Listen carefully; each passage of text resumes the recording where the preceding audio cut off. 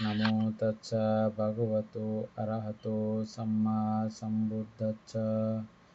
জগৎপূজ্য মহাকারণিক তথাগত সম্যক সম্বুদ্ধ শ্রীচরণে কৃতজ্ঞ প্রণাম নিবেদন করে প্রজ্ঞাপারমিতে অংশগ্রহণকারী সকল উপাসক উপাসিকাগণের নিরোগ দীর্ঘায়ু সুখী জীবন তথা জ্ঞান বিমণ্ডিত জীবন কামনায় শুরু করতে চলেছে আজকের বিভঙ্গ আলোচনা ক্লাস।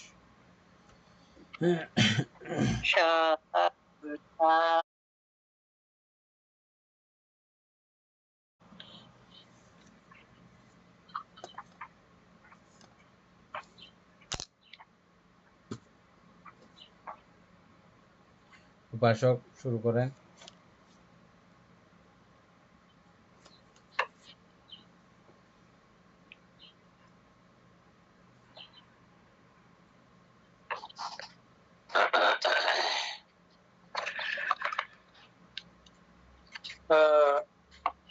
আজকে আমরা আয়ু প্রমাণ করবো, আয়ু প্রমাণ না 1022 মনুষ্যগণের আয়ু প্রমাণ কিরূপ? শতবর্ষ অথবা তদপেক্ষা কম বা বেশি।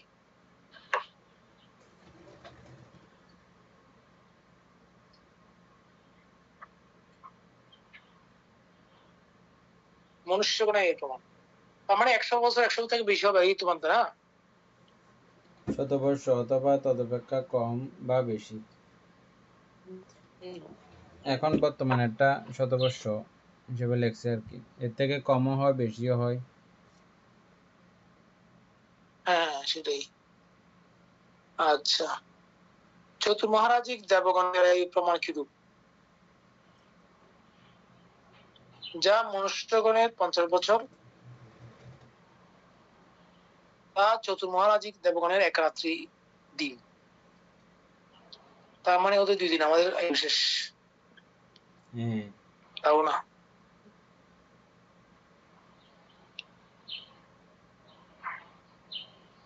সেই রাত্রির মতো 30 রাত্রিতে 1 মাস। সেরূপ মাস গণনায় 12 মাসে 1 বৎসর। সেরূপ বৎসর গণনায় দিব্য 500 বৎসর। চতুর্মহারাজিক দেবগণ আয়ু প্রমাণ।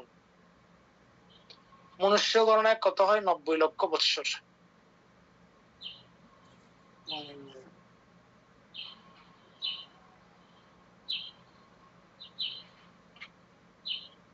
চতুর্মহারাজ দেবগণ মনুষ্য 90 লক্ষ বৎসর।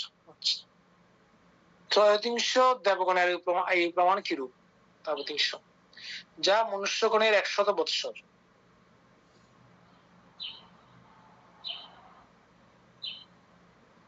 তা ত্রয়োত্রিংশ দেবগণের 1 রাত্রি দিন। সেই রূপ রাত্রি হিসেবে 30 রাত্রিতে 1 মাস। সেই রূপ মাস হিসেবে 12 মাসে 1 বৎসর। সেই রূপ বৎসর হিসেবে ত্রয়োত্রিংশ দেবগণের আয়ু প্রমাণ দিব্য 100 অস্ত্র বৎসর। মনুষ্য গণনায় তা কত হয়? 3,60,00,000 বৎসর।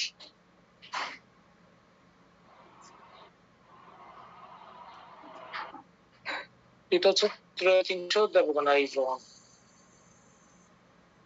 আচ্ছা, তারপরে এটা টেনে যান। জাম দেবগণের তারপরে 40 লক্ষ বছর। জাম দেবগণ আয়ু প্রমাণ হচ্ছে 14,40,00,000 বৎসর। এভাবে এটা হচ্ছে মনুষ্য গণনায় হয় আর কি, ওই জাম দেবগণের। আর তুষিত দেবগণের আয়ু প্রমাণ হচ্ছে মনুষ্য গণনায় 57,60,00,000 বৎসর।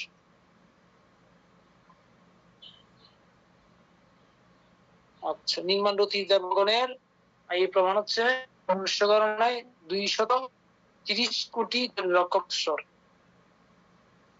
আর পরনির্মিত বশবর্তী দেবগণ আয়ু প্রমাণ মনুষ্য গণনায় 960,60,00,000 বৎসর।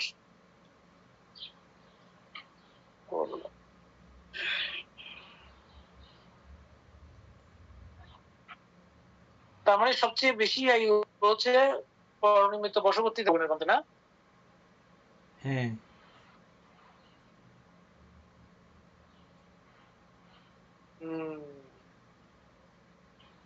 আর সবচেয়ে কম হচ্ছে চতুর্মহারাজিক দেবগণের।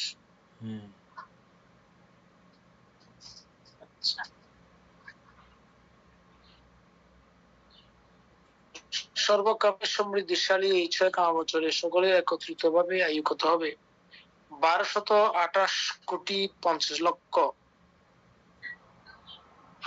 দেবগণের মোট আয়ু বর্ষরূপী হলো প্রকাশিত। ও আচ্ছা,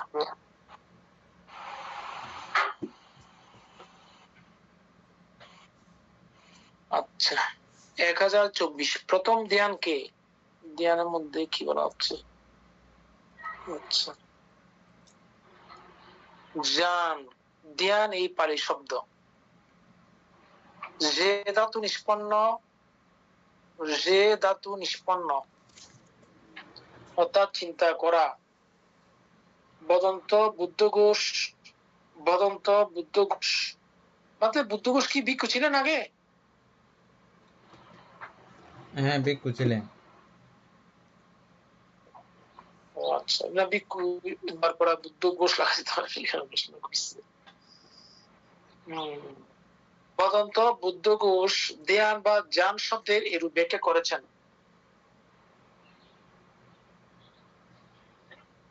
আরামনা উপনিজ্ঞানাতু, এখানে বলেছে পাচ্চানি কাজাপানাতু বা জানা। ওকে, আলম্বন বা ধ্যেয় বিষয় কি? আলম্বন বা ধ্যেয়কে আরাম্যর নিকটে নিবিষ্টভাবে চিন্তা বলা হয়।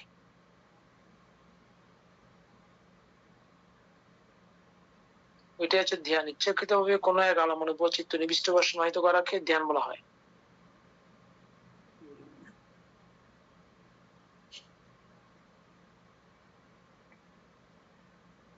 আচ্ছা, প্রথম ধ্যানকে সীমিত আকারে, ওখানে আর কিছু বোঝার আছে এখানে কারো?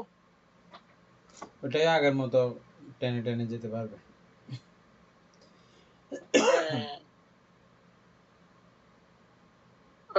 প্রথম ধ্যানকে সীমিত আকারে ভাবনা করতে কত উৎপন্ন হয়?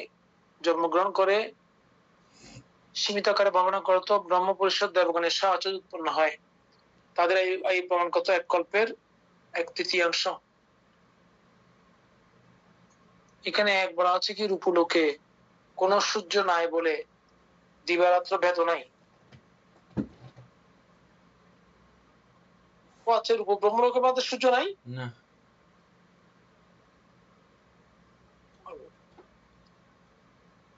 তত্রস্থ দেবগণের আয়ু কল্প দ্বারা পরিমিত হয়। আয়ু কল্প দ্বারা পরিমিত হয়। কল্প আবার শরীরের পরিমাণের উপর নির্ভর করে। ব্রহ্ম পরিষদ দেবগণের শরীর প্রমাণ অর্ধযোজন, আয়ুকল্প অর্ধকল্প, আয়ুষ্কাল অর্ধকল্প। ব্রহ্ম পরিষদ দেবগণের শরীর পরিমাণ অর্ধযোজন।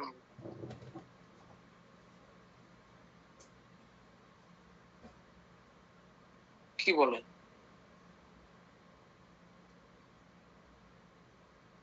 অর্ধযোজন বলতে বলতে এখানে ঠিক আছে, আপনি যেটা কত? চিন্তা করতেছেন 12 মাইলে 1 জন ছিল না, নাকি 18 মাইলে 1 জন ছিল?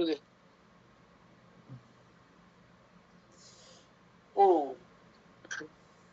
আয়ুষ্কাল অর্ধকল্প। অকনিষ্ঠের শরীর প্রমাণ সহস্র যোজন, আয়ুষ্কাল সহস্রকল্প।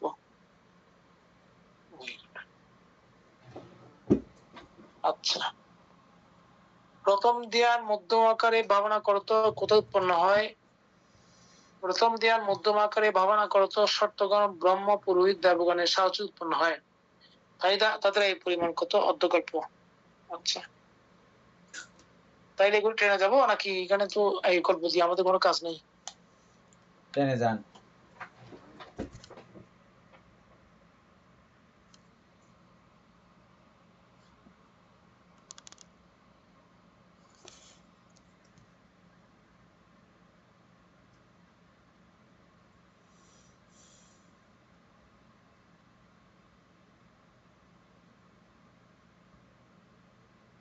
আচ্ছা,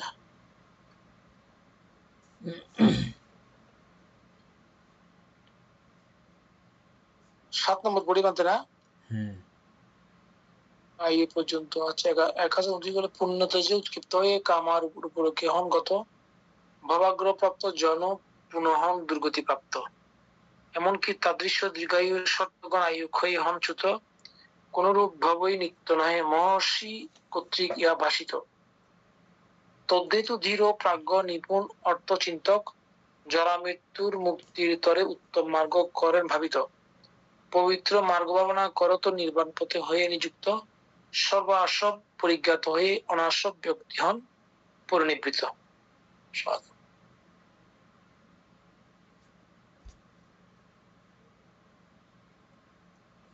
আচ্ছা, 7 অভিজ্ঞাদি বিভাগ। পঞ্চস্কন্ধের মধ্যে কত প্রকার অভিজ্ঞেয়, কত প্রকার পরিজ্ঞেয়, কত প্রকার পরিত্যাজ্য, কত প্রকার ভাবিতব্য, কত প্রকার সাক্ষাৎ করণীয়, কত প্রকার পরিত্যাজ্য নহে, ভাবিতব্য নহে, সাক্ষাৎ করণীয় নহে,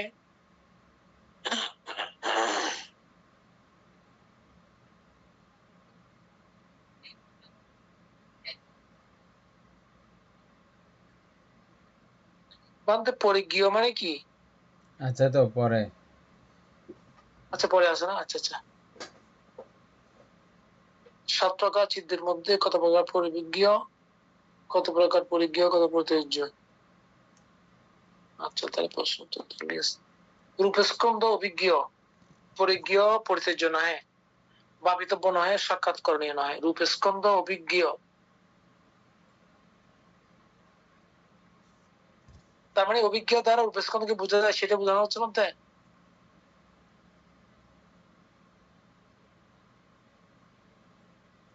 বিস্তারিত, হ্যাঁ, এটার কি অভিজ্ঞতা দ্বারা বোঝা যায়। পরিজ্ঞাত হন, হ্যাঁ, পরিত্যাজ্য নহে, ভাবিতব্য নহে, সাক্ষাৎ করণীয় নহে।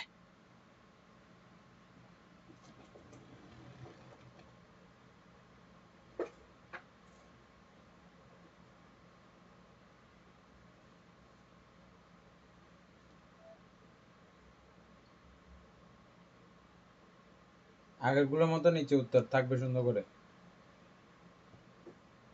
সবগুলো উত্তর নিচে আছে বলতে থাকবে তো, আগেরটা যেহেতু ছিল এটাও থাকবে। না বলতে নাই, নাই উত্তর নেই। আর উত্তর নাই, না, না থাকলে তো এগুলো ইয়া থেকে দেখতে হবে। 3 প্রকার অকুশল, শুক্রবার তুমি দেখছো উত্তর তো নাই মনে হয় না। 3 প্রকার 3 প্রকার অকুশল হেতু অভিজ্ঞেয়, পরিজ্ঞেয় পরিত্যাজ্য, ভাবিতব্য নহে, সাক্ষাৎকরণীয় নহে। 3 প্রকার হেতু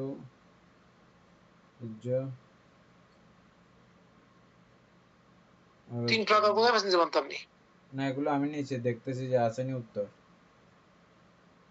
ও না, উত্তর নাই বলতে।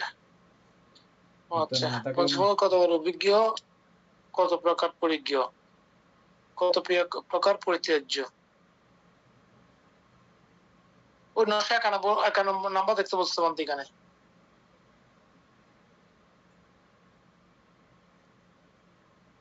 ওইখানে তো বলে ছিল না মনে হয়, ছিল শুক্রবার না,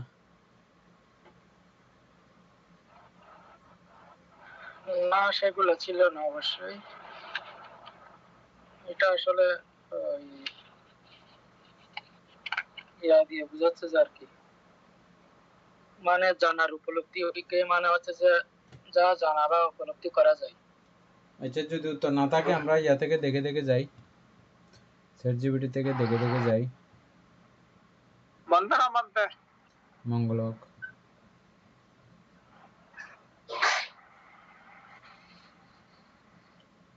মানে আগে কয়েকটা শব্দ বুঝতে বলতেছে আর কি, জিউটি, অর্থাৎ অভিজ্ঞ মানে হচ্ছে যা জানা বা উপলব্ধি করা যায়, পরিচ্ছেদ যা নির্ণয় সীমাবদ্ধভাবে বোঝা যায়, পরিত্যাজ্য যা ত্যাগ করা উচিত, ভাবিতব্য যা চিন্তা বা ধ্যান করা উচিত,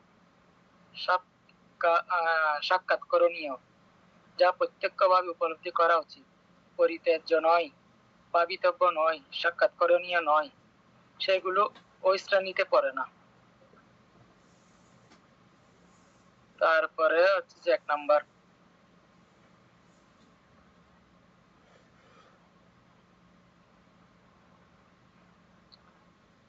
এই রূপ দিয়ে রূপ 4 বানাতে রূপ দিয়ে বুঝে 4 প্রকার অভিজ্ঞেয় আর কি।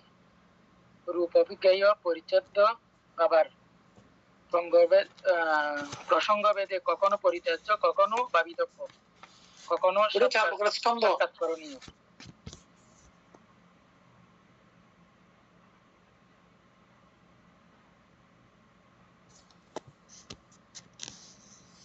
তারপরে বোঝাচ্ছে যে আয়তন, আয়তন ভেদে 10 প্রকার আয়তন, এগুলো মানে অভিজ্ঞেয় ও পরিত্যাজ্য, এবং অবস্থা ভেদে কখনো পরিত্যাজ্য, ভাবিতব্য। কত প্রকারের উত্তরগুলো তো আসে না এমনি। কত প্রকার ওই এগুলো দিছে যে 16 প্রকার মানে আছে, মানে ওই আগে যে আমরা পড়ছিলাম রূপ, উৎপাদ, রূপ দিয়ে মানে তাদের যে আবার আয়তন 10 প্রকার, আমরা ওই 991 মধ্যে এগুলো আছে আর কি বানতে। ওইখানে কি কত প্রকার অভিজ্ঞ, কত প্রকার পরিত্যাজ্য যেগুলো আসছিল 991 নম্বরে? না, সেগুলো আছে যে ওই আর কি কত প্রকার পঞ্চস্কন্ধ মানে ওই স্কন্ধ নিয়ে আর কি। আমাদের মনে হয় 1030টা পুরোটা জিজ্ঞেস করলে ভালো হয়, ইয়ে থেকে একটু করে জানার প্রয়োজন ছিল থেকে। সুপ্রিয় বাবু বের করে দেখেন। 1030 ওই আমাদের কি জানি শুক্রবার আসছে মানে ওইটা ছবি তুলে দিয়ে জিজ্ঞেস করলে আমার ভালো হবে পুরোটা 1030টা। 1030 1030টা 991 পৃষ্ঠার মধ্যে বানতে কত প্রকার আয়তন, এগুলো দিয়ে বোঝা যাচ্ছে যে এই আবালা ওই 51 মধ্যে যেমন ধরেন অর্থাৎ 50 স্কন্ধ, এখানে বলছে যে 991 মধ্যে কত প্রকার 50 স্কন্ধ আর কি, অর্থাৎ কামধাতুতে কত প্রকার স্কন্ধ, কত প্রকার আয়তন, কত প্রকার ধাতু, ওই 7 প্রকার চিত্রের মধ্যে আবার বুঝাইছে আর কি আমাকে এগুলো।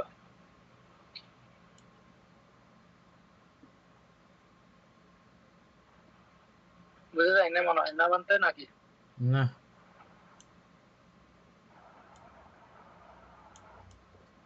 এখানে ওরা বিশ্লেষণ করছে এভাবে।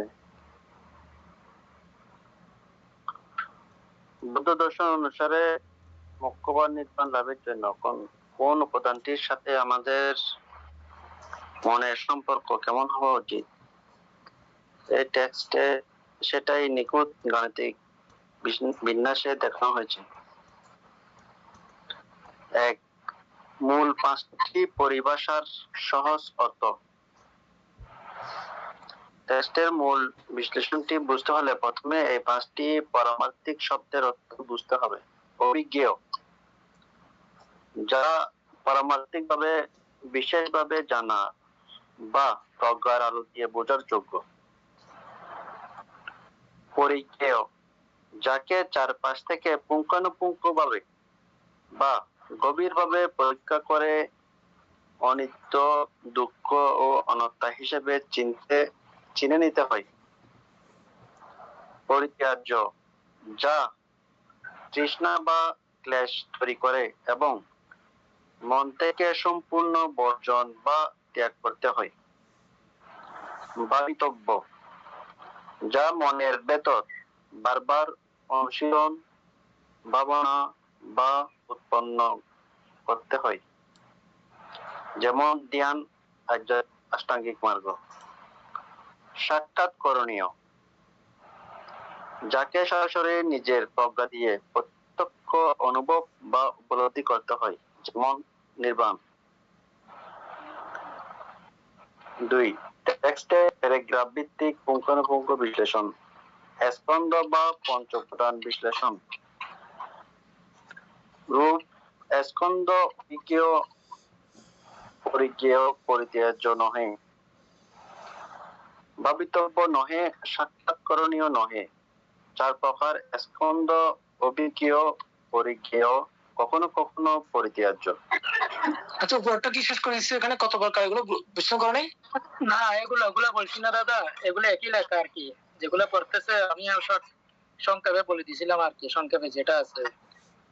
ওই আগে আমরা পঞ্চস্কন্ধের মধ্যে ওই কত প্রকার মানে স্কন্ধ, তাহলে পঞ্চস্কন্ধ পাইছি আর কি। পঞ্চস্কন্ধের মধ্যে এখানে রূপস্কন্ধ আবার ওই নামস্কন্ধ এখানে ভাগ করছে। রূপটা চার মানে ওই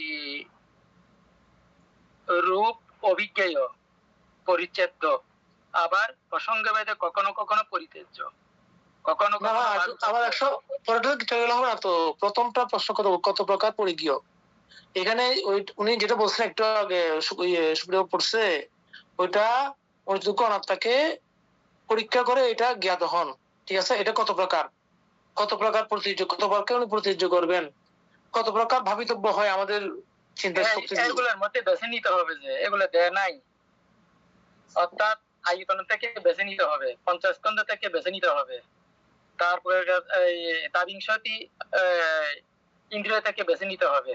এগুলো এখান থেকে মানে অভিজ্ঞেয়, এখান থেকে পরিত্যাজ্য, এখান থেকে জ্ঞাতব্য, এগুলো বেছে নিতে বলতেছে যে আর কি, যেগুলো যেগুলো দরকার হবে সেগুলো। প্রশ্নটা এভাবে করবেন, পঞ্চস্কন্ধের মধ্যে কত প্রকার অভিজ্ঞেয়, এটা প্রথমটা, অভিজ্ঞেয় কত প্রকার, তখন আপনাকে আলাদা করে উত্তর দেবে। তারপরে এর দ্বিতীয় প্রশ্ন থাকবে কত প্রকার পরিজ্ঞেয়, এভাবে একটু লিখে দেখেন।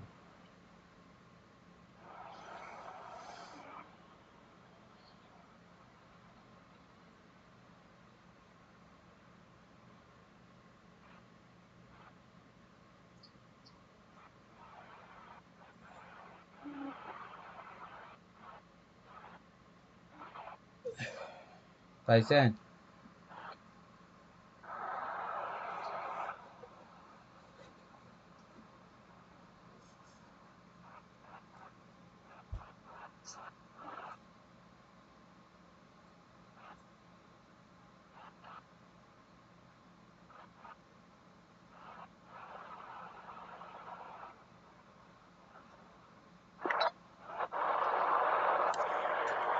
বলেন।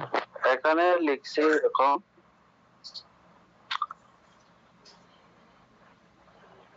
অভিধর্মে স্পষ্ট উল্লেখ রয়েছে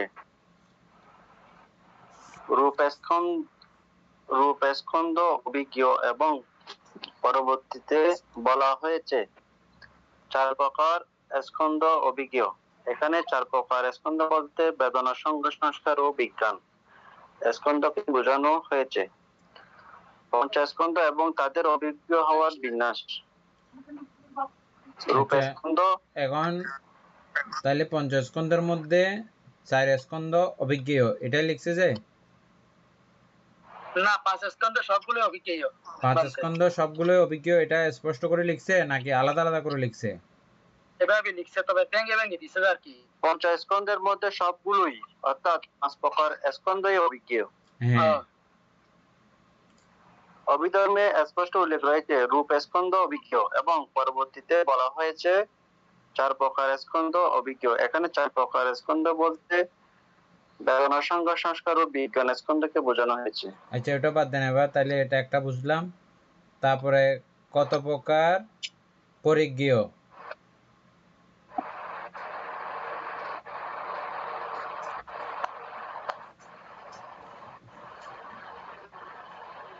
সুকুমার বাবু পরিজ্ঞেয় মানে কি বলছেন যে?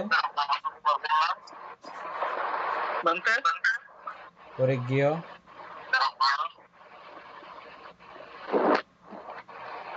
মানে পরিত্যাজ্য আর কি, মানতে পরিত্যাজ্য আলাদা লেখা আছে একটা।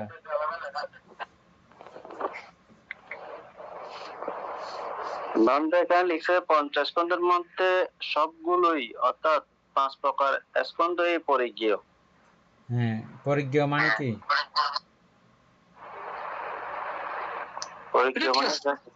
একটা বলছিল তোমাদের সুকুমার বাবু, ওই সুপ্রিয় পড়ছিল তো, সুন্দর করে বুঝাই দিচ্ছে এখানে। পরিজ্ঞেয় মানে হচ্ছে পরিজ্ঞেয় যাকে 4-5 থেকে পুঙ্খানুপুঙ্খ ভাবে বা গভীরভাবে পরীক্ষা করে অনিত্য দুঃখ অনাত্মা হিসেবে চিনে নিতে হয়।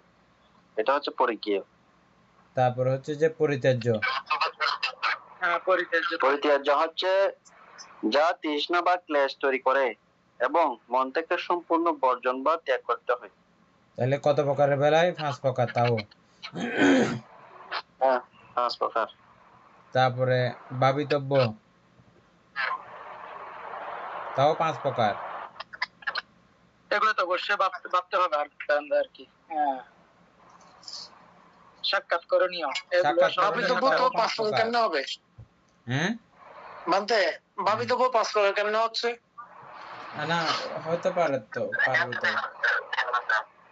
রূপকে আমরা ভাবিত করি না, বেদনা সংজ্ঞা সংস্কার বিজ্ঞানকে আমরা ভাবিতব্য করি না।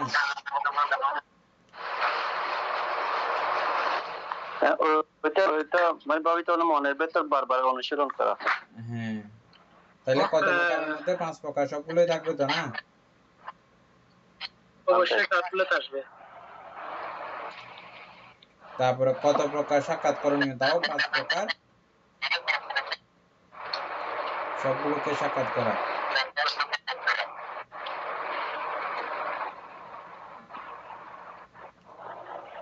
কত প্রকার সাক্ষাৎ করণীয় কি কি বলছিলেন রে সুপ্রিয় বাবু?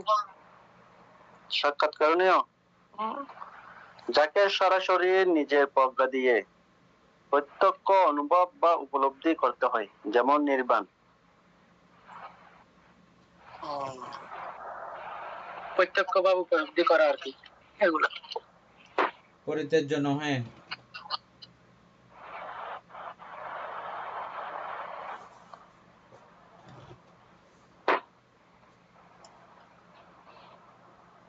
ওই 5টাই আর কি বানতে, এই 5টাই তো পরিত্যাজ্য নয়। পরিত্যাজ্য নয়, এটা আবার একটু ব্যাখ্যা করেন।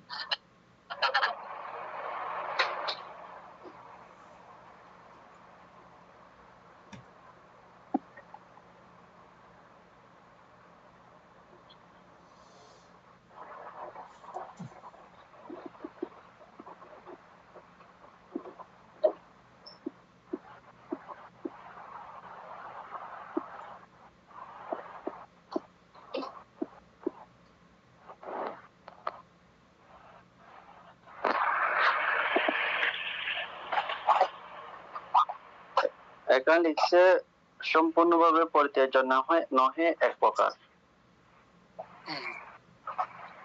রূপস্কন্ধ স্পষ্টভাবে বলা হয়েছে রূপস্কন্ধ অভিজ্ঞ পরিজ্ঞেয় পরিত্যাজ্য নহে, কারণ রূপ বা আমাদের এই ভূত শরীরটি প্রকৃতির একটি জড় উপাদান।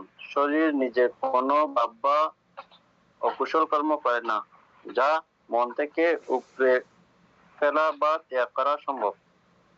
তৃষ্ণার ক্ষয় করতে হলে শরীরকে আক্ষরিকভাবে বর্জন বা ধ্বংস করা যাবে না, বরং শরীরের আসল অনিত্য স্বভাবকে প্রজ্ঞা দিয়ে জানতে হবে। তাই রূপস্কন্ধ চিরকালই পরিত্যাজ্য নহে, কখনো কখনো পরিত্যাজ্য নহে, কখনো কখনো পরিত্যাজ্য নহে। ভাবিতব্য নহে এটা বলেন। উপাসক বুঝছেন এটা? পরিত্যাজ্য নহে এটা বুঝছেন? হ্যাঁ তো বুঝছি, শুরু করে বুঝছি বলতে গেলে। তারপরে ভাবিতব্যটা বলেন।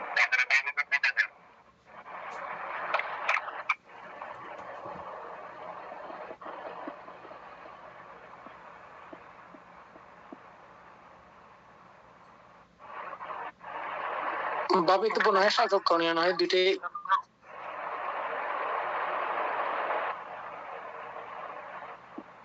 জানতে হবে।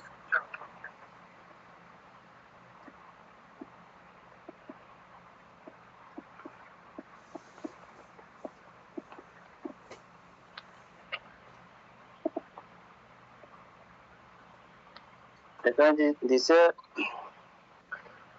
সম্পূর্ণভাবে ভাবিতব্য নহে এক প্রকার, তাও রূপস্কন্ধ। এটা প্রথম লাইনে লিখে আছে রূপস্কন্ধ অভিজ্ঞ পরিজ্ঞেয় পরিত্যাজ্য নহে, ভাবিতব্য নহে। কারণ বৌদ্ধ দর্শনে ভাবিতব্য শব্দের অর্থ হলো যা কুশল বা আধ্যাত্মিক শক্তি হিসেবে মনের ভেতর বারবার অনুশীলন, ভাবনা বা উৎপন্ন করতে হয়, যেমন স্মৃতি প্রস্থান, আর্যাষ্টাঙ্গিক মার্গ বা ধ্যান। যেহেতু রূপ বা ভৌত শরীর একটি জড় উপাদান, তাই একে মনের ভাবনার মাধ্যমে নতুন করে ভাবনা বা উৎপন্ন করা সম্ভব নয়। তাই রূপস্কন্ধ সব অবস্থাতেই ভাবিতব্য নহে।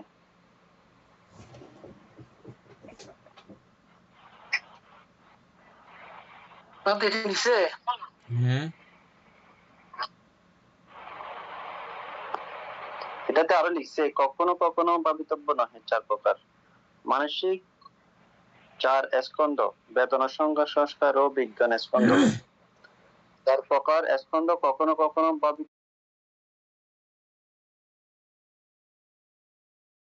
মানসিক স্কন্ধের ভেতরে আমাদের ভালো, খারাপ এবং নিরপেক্ষ সব ধরনের চিন্তাই উৎপন্ন হয়।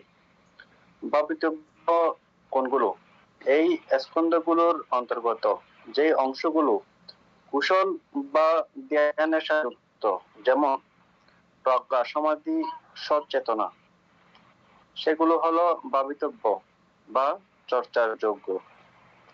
ভাবিতব্য নহে কোনগুলো? কিন্তু এই 131 থেকে ভালো করে বুঝাই দিছে, তো আমরা নিচে দেখতেছি না যে ভালো করে। এই তো 1031 উত্তর আছে না? থেকে 1031 থেকে এখানে দিছে তো।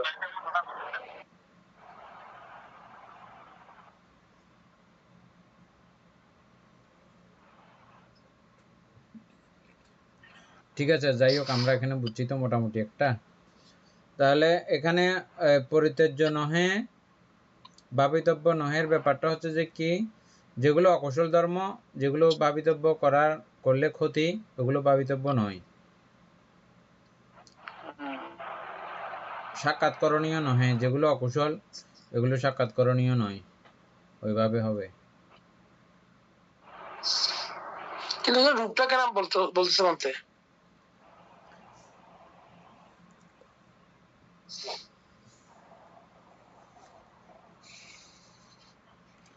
কারণ উপাসক বাবু ইয়া করেন, রূপটা কেন ভাবিতব্য নহে, এটা পাল্টা একটু প্রশ্ন করেন।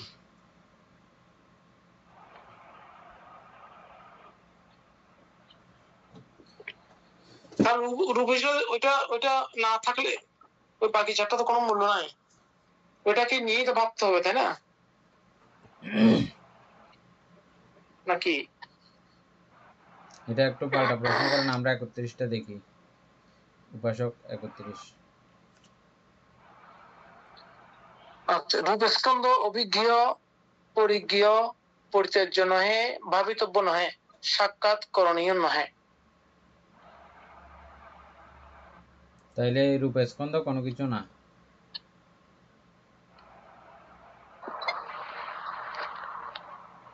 অভিজ্ঞ পরিজ্ঞ বলছো তো? হ্যাঁ, অভিজ্ঞ, পরিজ্ঞ, পরিত্যাজ্য নহে, পরিত্যাজ্য নহে, ভাবিতব্য নহে, সাক্ষাৎ করণীয় নহে।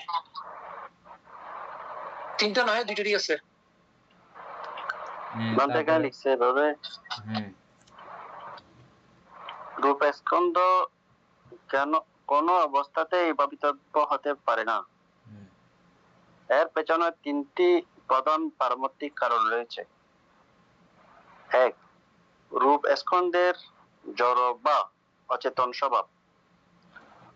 ভাবনা বা অনুশীলন কেবল মনের ক্ষেত্রে প্রয়োগ করা সম্ভব।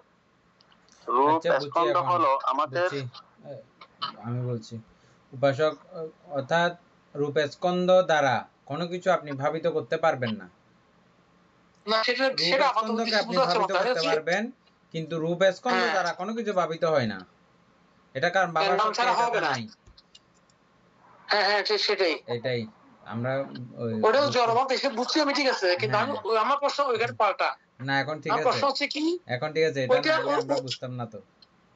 হ্যাঁ, ওই 4টা ছাড়া এটা মানে এটা ছাড়া ওই 4টা তো কোনো ইয়ে নাই, মানে কি নাই, মানে অস্তিত্ব নাই। এই জন্য রূপস্কন্ধের কোনো মানে ভাবতে পারে এরকম কোনো অবস্থা রূপস্কন্ধের নাই। ওইটা ওই উপাদান নাই আর কি। হ্যাঁ হ্যাঁ বান্তে এখানে আরো দিছে তো, বলে এখানে 2 নম্বরে লিখছে আর্য অষ্টাঙ্গিক মার্গের সাথে অসঙ্গতি। বুদ্ধের চতুরার্য সত্যের মধ্যে কেবল চতুর্থ সত্য অর্থাৎ মার্গ সত্য হলো সম্পূর্ণভাবে ভাবিতব্য। এই মার্গের উপাদানগুলো যেমন সম্যক দৃষ্টি, সম্যক সংকল্প, সম্যক স্মৃতি ইত্যাদি সবই হলো মানসিক চৈতসিক। হ্যাঁ বুঝছি তো, আমরা এটা মূল জিনিসটা বুঝছি, বুঝছেন? ভাবিতব্য নহে কোন অর্থে লিখেছে, এখন এটা বুঝছি। এটা জানার জন্য মূলত আমাদের এটা যেটা জানার জন্য আমরা ইয়ে করছি, প্রশ্ন করছি, ওটা বোঝা হয়েছে। 31টা দেখেন। আচ্ছা, তাহলে ওই ধারাবাহিকতা আসলে আমরা 4 স্কন্ধ অভিজ্ঞ, পরিজ্ঞ, কখনো কখনো পরিত্যাজ্য,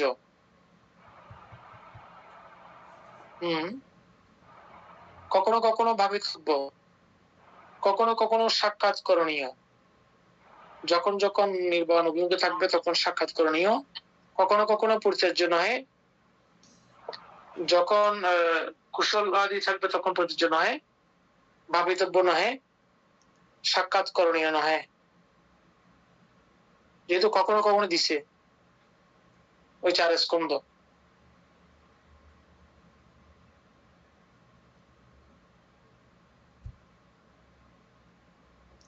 বুঝছেন তাই না এটা? হ্যাঁ, আমি বলি এবার এতক্ষণ আমরা আগে তো উপরেই বুঝে ফেলছি তো এগুলো। আগের ওগুলো বুঝার কারণ আমাদের ক্লিয়ার হয়েছে আর কি। নাইলে তো হইতো না। না বুঝতাম না, তাহলে আমি তো জানালাই ছিলাম, সেটা প্রশ্ন করছি বারবার। তারপরে 10 প্রকার আয়তন। আচ্ছা, 10 প্রকার আয়তন অভিজ্ঞ, পরিজ্ঞ, পরিত্যাজ্য নয়, ভাবিতব্য নয়, সাক্ষাৎ করণীয় নয়। এই 10 প্রকার আয়তন কোনগুলা? মনে আয়তন তো আমরা বাদ দিয়ে বাকি 10 প্রকার।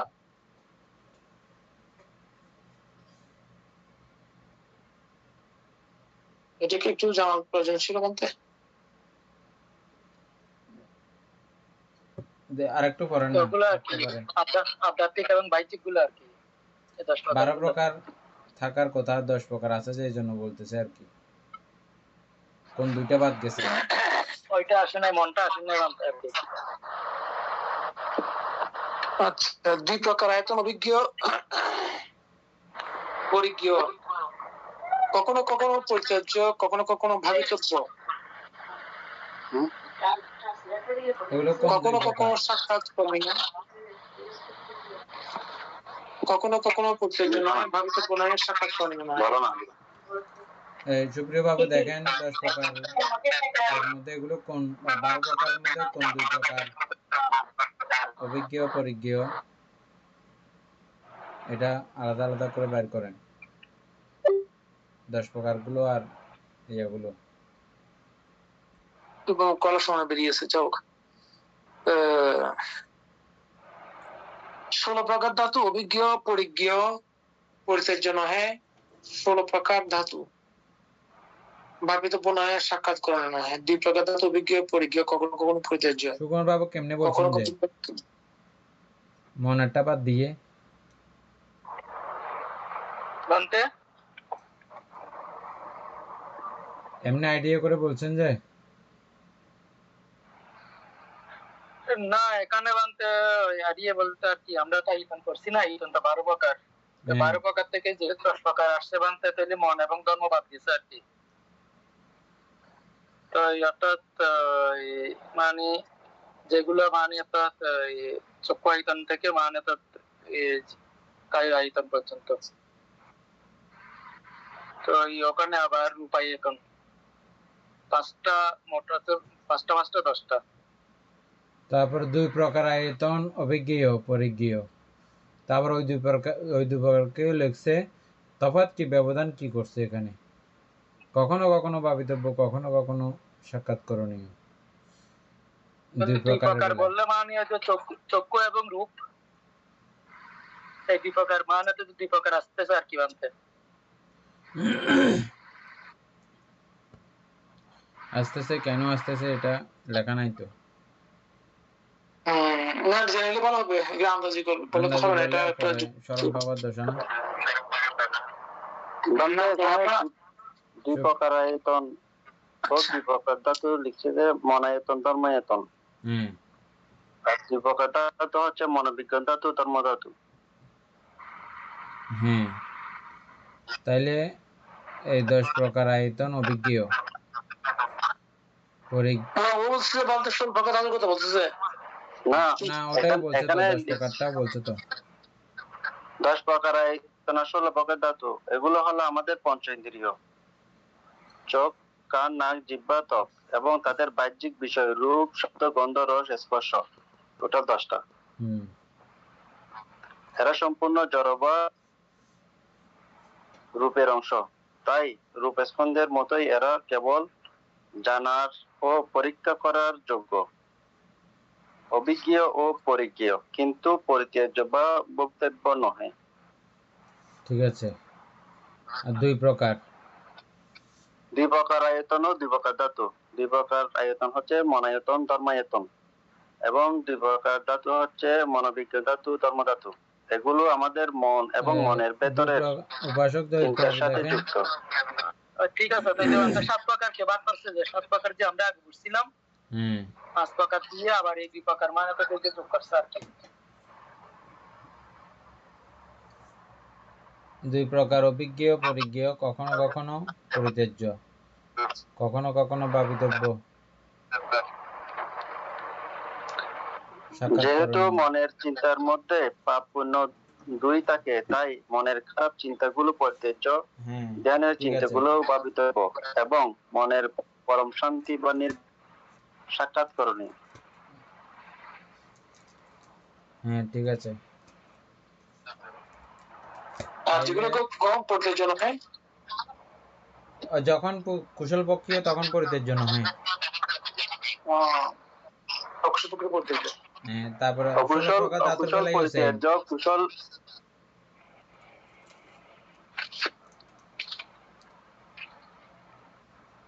16 প্রকার ধাতু কি ওখানে 2 ভাগে বিভক্ত করে দেখানো হয়েছে আর কি।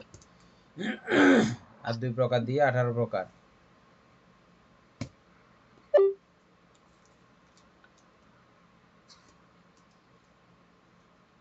আচ্ছা, সমাধি শক্ত, অভিজ্ঞ, পরিজ্ঞ, পরিত্যাজ্য, ভাবিতব্য নয়, সাক্ষাৎকরণীয় নয়। ঠিক আছে, এটা পরিষ্কার আছে, কোনো সমস্যা নেই। মার্গ সত্য, অভিজ্ঞ, অভিজ্ঞ, পরিজ্ঞ, পরিত্যাজ্য নয়, ভাবিতব্য, সাক্ষাৎকরণীয় নয়। বুঝতেছেন এটা? মার্গ সত্য, ঠিক আছে বলতে। এই সত্য, অভিজ্ঞ, পরিজ্ঞ, পরিত্যাজ্য নহে, ভাবিতব্য নহে, সাক্ষাৎকরণীয়, ঠিক আছে। দুঃখ সত্য, অভিজ্ঞ, পরিজ্ঞ, কখনো কখনো পরিত্যাজ্য, কখনো কখনো পরিত্যাজ্য, ভাবিতব্য নহে, সাক্ষাৎকরণীয় নহে, কখনো কখনো পরিত্যাজ্য নহে। দুঃখ সত্য, অভিজ্ঞ, পরিজ্ঞ,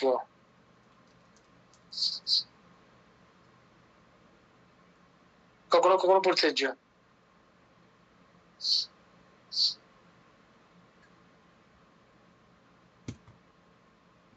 ভাবিতব্য নয়। দুঃখ সত্য কখন পরিত্যাজ্য নয়?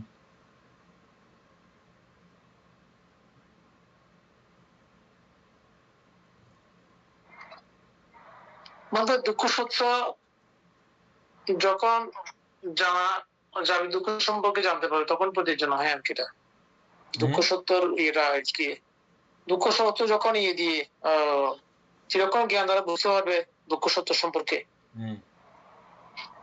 তখন এটা পরিত্যাজ্য নয়। উপাসক সুকুমার বাবু বলেন তো, পরিত্যাজ্য নহে কখন?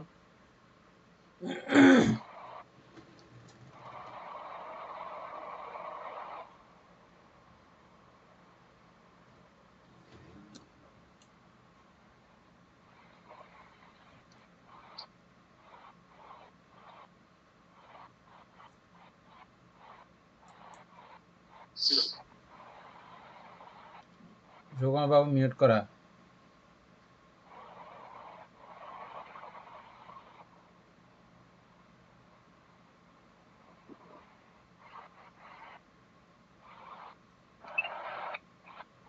মনটা আমার ফোন আসছে তো সেজন্য আর কি। দুঃখ সত্য কখন পরিত্যাজ্য নয়?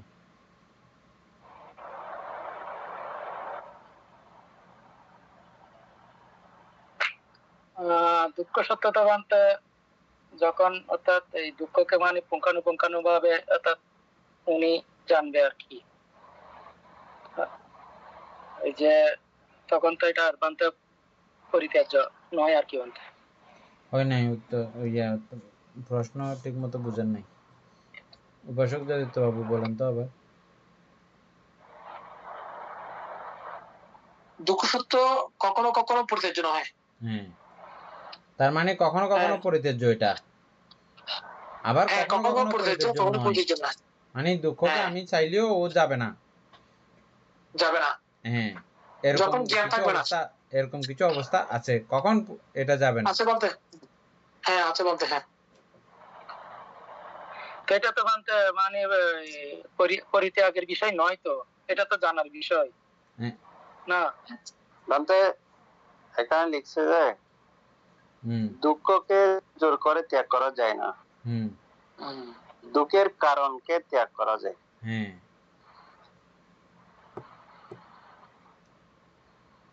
যেমন দুঃখ ত্যাগ করা যায় না, দুঃখের কারণ ত্যাগ করা যায়। কারণ ত্যাগ করা যায়, এটাই। কারণ তো ত্যাগ করা যায় মানতে, দুঃখ তো ত্যাগ করা পরিত্যাজ্য করা যায় না। কিছু কিছু দুঃখ পরিত্যাজ্য হয়, কিছু কিছু দুঃখ কারণকে বর্জন করার মাধ্যমে আমাদের অনেক দুঃখ এখনই আমাদের কাছে আসে না। এখনই আমরা কারণ বর্জন করেছি, তার কারণে ওই দুঃখগুলো আসতেছে না। আবার কিছু কিছু পরিত্যাজ্য নয় বলতে, যেমন তথাগত সম্মুখ সম্বুদ্ধের বেলাতেও উপস্থিত হয়ে যায় বুঝি নাই, মানে বোঝার পরে না, মানে তো যে হ্যাঁ দুঃখটা তো উপস্থিত হয়ে যায় আর কি। এটা না, একটা বুঝলে বুঝে যাবেন। সব সময় দুঃখ, হ্যাঁ, তখন অরহত্য ফল লাভ করে, তখন তো ইচ্ছা করলে ওইটা পঞ্চস্কন্ধকে ত্যাগ করা যায় না। না, পঞ্চস্কন্ধ দুঃখ না, পঞ্চ উপাদান স্কন্ধ দুঃখ। পঞ্চপ্রধান স্কন্ধ দুঃখ, পঞ্চস্কন্ধ দুঃখ না।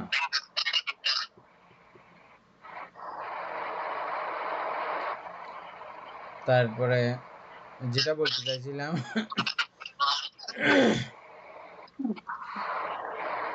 বুদ্ধ যখন পরিনির্বাপিত হচ্ছিলেন, তার মানে বুদ্ধ যখন মৃত্যুবরণ করছিলেন, ওই মৃত্যুটাও দুঃখ।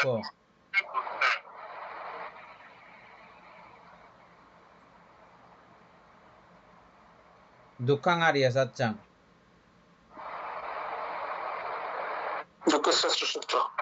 সুতরাং এটা পরিত্যাজ্য বা বর্জন করা যায়নি।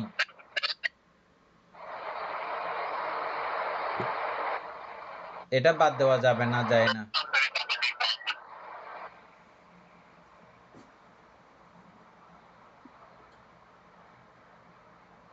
এর মধ্যে কিছু কিছু দুঃখ যেগুলো আমরা কারণের সমন্বয়ে পুনরায় তৈরি করি, ওগুলো বর্জন হয়।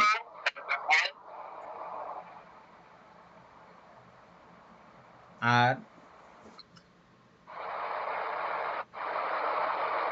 যেগুলো অতীতের কারণবশত আমার তৈরি হয়ে গেছে, এটাতে জরা ব্যাধি মৃত্যু এগুলো আসবেই, এটা পরিত্যাজ্য নয়। একবার যেহেতু আমার এসে গেছে, উপাসক সুপ্রিয়ভাবে এবার এটা দেখেন ভালো করে, দুঃখ সত্য কখন কখন পরিত্যাজ্য নহে।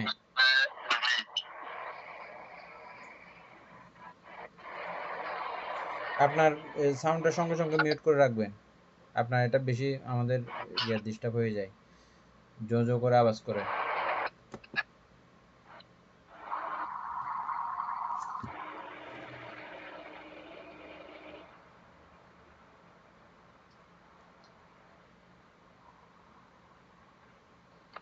কালকে শেষ হয়ে যাবে না?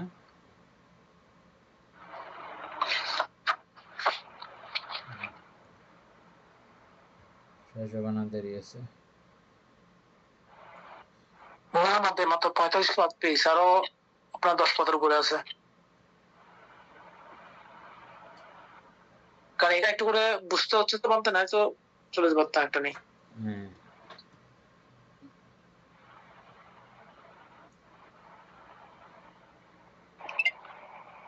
বান্দে প্রশ্নটা ছিল দুঃখ কখন কখন পরিত্যাজ্য, আবার কখন তাই তো? কখন পরিত্যাজ্য নয়, এটা বিস্তারিত ব্যাখ্যা।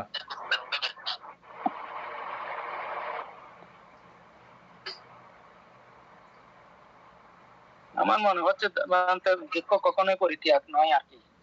না, পরিত্যাগ নয় কেন হবে? আমরা যেমন কারণ তৈরি না করলে, মানে যেটা দুঃখ সত্যকে মানে তো যে পরিত্যাগ করতে হয়, যে কারণ কি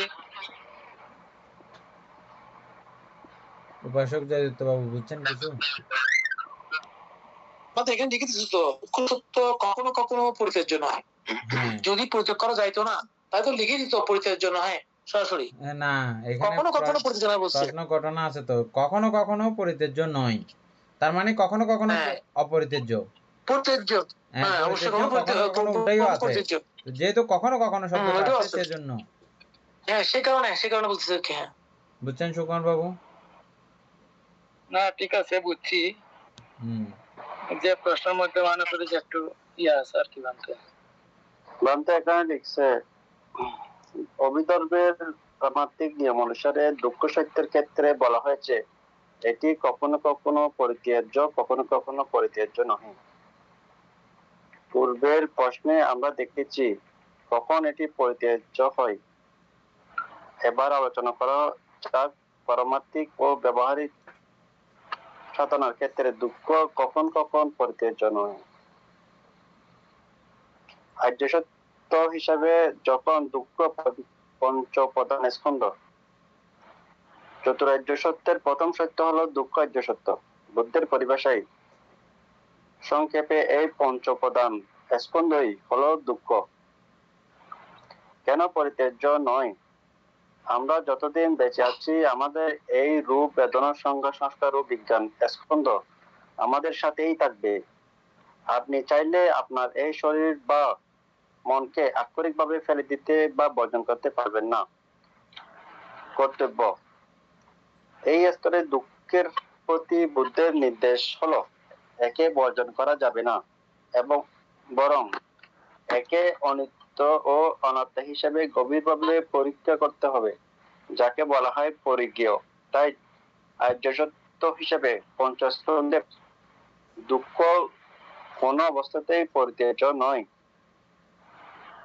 সাধারণ শারীরিক দুঃখ বেদনা অর্থাৎ বিপাক দুঃখ হিসেবে, অভিধর্মে দুঃখকে যখন কায়িক বা শারীরিক কষ্ট হিসেবে দেখা হয় তখন তা পূর্বের কোনো কর্মের ফল বা বিপাক হিসাবে আমাদের শরীরে উৎপন্ন হয়। কেন পরিত্যাজ্য নয়? একজন অরহত বা বুদ্ধ পূর্ণাঙ্গ মুক্ত পুরুষ হওয়া সত্ত্বেও যতদিন তার শরীর জীবিত থাকে ততদিন রোগ বালাই, দুঃখ তৃষ্ণা, অতিরিক্ত গরম বা শীতের কারণে তার শরীরেও তীব্র শারীরিক কষ্ট বা দুঃখ বেদনা উৎপন্ন হতে পারে।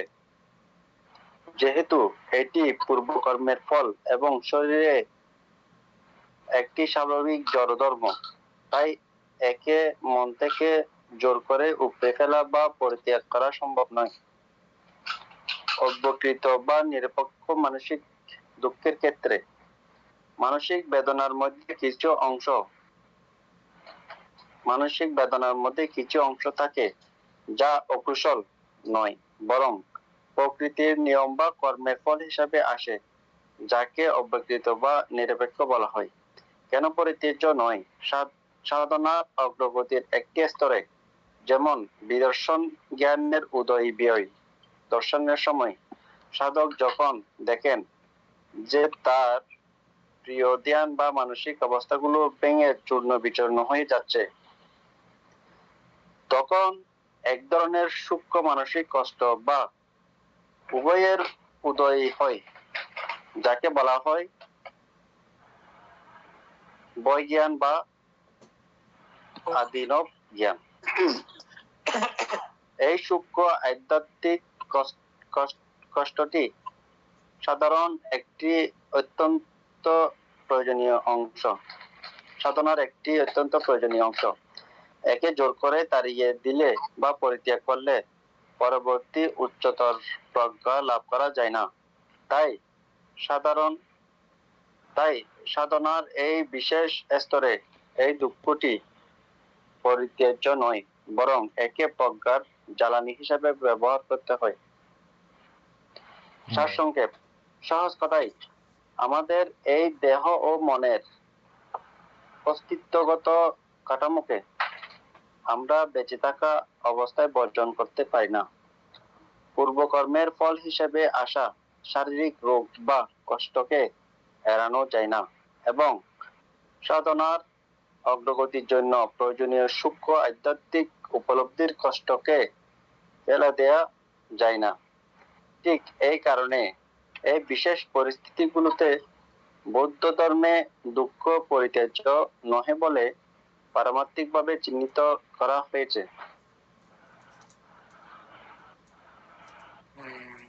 উপাসক বুঝছেন তো এখন না?